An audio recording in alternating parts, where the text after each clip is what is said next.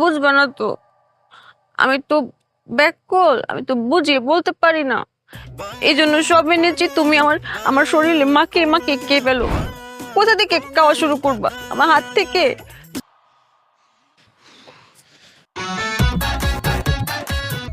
মায়া,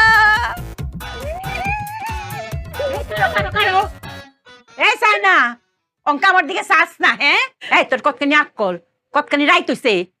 তুই একটা উপযুক্ত মাইয়া। হ্যাঁ, কতখানি রাইত করে কেউ বাইরে তাহে। আর মা হিসেবে তোর তো বহনের অধিকার আমার আছে নাকি নাই? আমি একটু বকছি আর তুই বাইরে যাবি গা? এই, তুই এখন আসলে কো?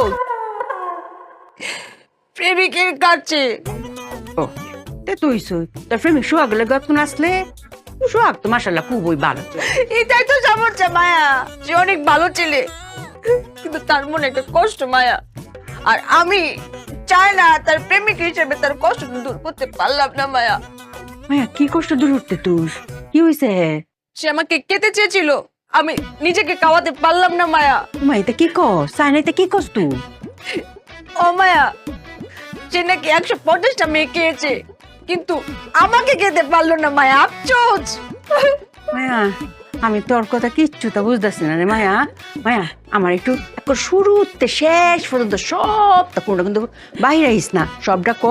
আমি একটু বুঝানোর চেষ্টা করি মায়া। আমি কিছু ধরতাম